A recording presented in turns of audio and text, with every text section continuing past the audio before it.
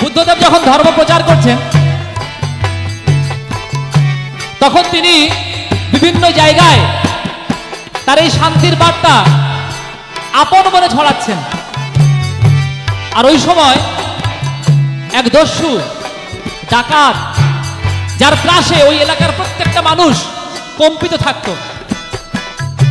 মানুষ কোনো সমস্যা হলে তার কাছে ছুটে যেত, তার কাছে আর ছুটে যাচ্ছে না। এখন তার কাছে ছুটে না গিয়ে সব বুদ্ধদেবের কাছে ছুটে যাচ্ছে।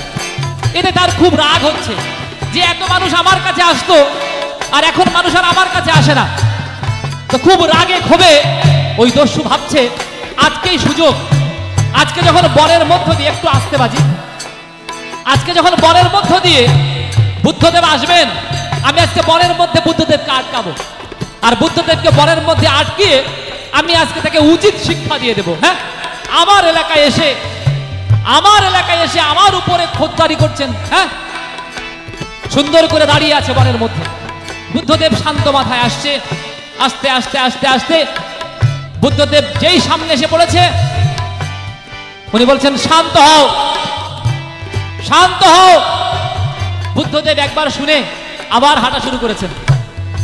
কিছু দূর হাঁটার পরে উনি আবার বলছেন আমি বললাম না তুমি শান্ত হও, আমি বললাম তুমি শান্ত হও।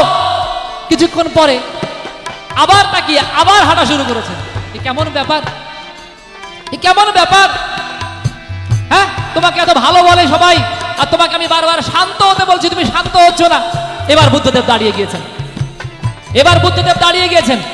দাঁড়িয়ে গিয়ে বুদ্ধদেব বলছেন আমি তো শান্ত আছি, তুমি শান্ত হও। আমি শান্ত আছি, তুমি শান্ত হও। বলছে কেমন? আপনি হাঁটছেন আর আপনি বলছেন আপনি শান্ত আছেন, আমাকে শান্ত হতে। বলছে হ্যাঁ, আমি হাঁটছি বটে, কিন্তু আমি কোন পথে হাঁটছি, কি আমার লক্ষ্য, আমি কি চাই তা আমি জানি। আমি শান্ত মাথায় সবকিছু করছি, কিন্তু তুমি অশান্ত মন নিয়ে রয়েছো। তোমার ওই অশান্ত মন যদি শান্ত না করতে পারো তবে তুমি কিচ্ছু করতে পারবে না জীবনে।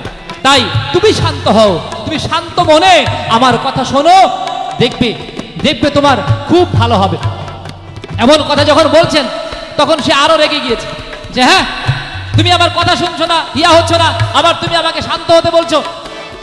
বলছে আচ্ছা ঠিক আছে, ঠিক আছে, কি করে শান্ত হব? বলছে ঠিক আছে, একটা কাজ করো।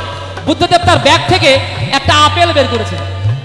একটা আপেল বের করে ওনাকে দিয়ে বলছেন তুমি এটা নাও, তুমি আপেলটি নাও।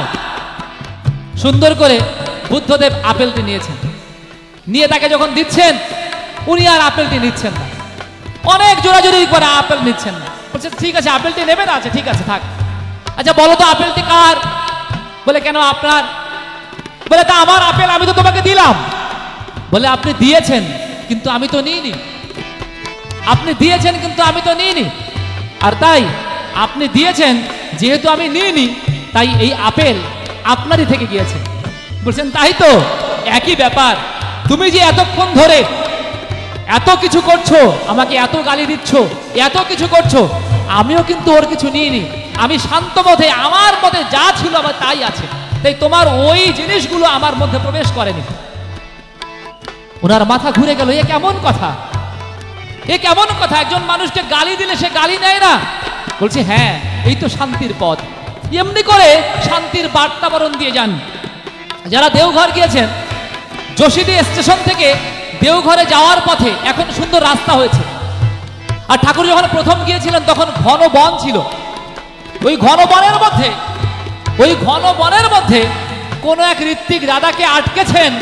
ওই সময়ে ওইখানকার এক ডাকাত আটকে রেখে তার ব্যাগটা আটকে বলছে আজকে যা কিছু আছে দিয়ে যেতে হবে। খুব ভালো, যা কিছু আছে দিয়ে যেতে হবে। আচ্ছা ঠিক আছে চলো। তাকে ধরে নিয়ে গেছে ডেরায়। নিয়ে যাওয়ার পরে অনেক কিছু চেক করে দেখে কিছু নাই, এই দুটো ধুতি, একটা পাঞ্জাবি, একটা গেঞ্জি, এই সব। বলে যে কি ব্যাপার, তোমরা কি খুঁজছো? বলে তোমার কাছে কোনো ধন সম্পদ নেই? বলে হ্যাঁ আছে তো, আমার কাছে একটা মহা অমূল্য সম্পদ রয়েছে, তুমি নেবে? বলে হ্যাঁ। কোথায় রেখেছো? তুমি শয়তান মানুষ, হ্যাঁ, সাধু সাধু ভাব দেখাও। কোথায় রেখেছো? ব্যস্ত দাও। ওরা মনে করেছে ওনার কাছে মনে হয় সোনা আছে, রূপা আছে, ওনার কাছে মনে হয় হীরা আছে। বলছে তোমরা সত্যিকার অর্থে সেই সম্পদ নিতে চাও? বলে হ্যাঁ। বলে বুঝো কিন্তু ওই সম্পদ যদি নাও তোমরা তোমরা পৃথিবীর এমন জিনিস পাবে যা কখনো পাওনি। বল ঠিক আছে বলো, আমরা নেব। কথা দাও নেবে? বলে হ্যাঁ কথা দিলাম নেব। বলছে দেখো আমার কাছে আমার ঠাকুরের দেওয়া নাম আছে, ওই ঠাকুরের নামের এমন শক্তি, এই শক্তির থেকে বড় সম্পদ এই পৃথিবীতে আর নাই। ওই বনের মধ্যে ওই ঋত্বিক দেবতা ওই 3 ডাকাতকে ওই সৎ নামে দীক্ষা দিয়ে বললেন, তোমরা পৃথিবীতে যত সম্পদ মানুষের কাছ থেকে আহরণ করেছো, যে পৃথিবীর শ্রেষ্ঠ সম্পদ তোমাদের দিয়ে দিলাম। কি সম্পদ? যে সম্পদ দিয়ে তুমি ঘরের মধ্যে শান্তি প্রতিষ্ঠা করতে পারো। এই হচ্ছে শান্তির আবরণ বার্তা যারা দিয়ে যাচ্ছেন তাদের কাজ।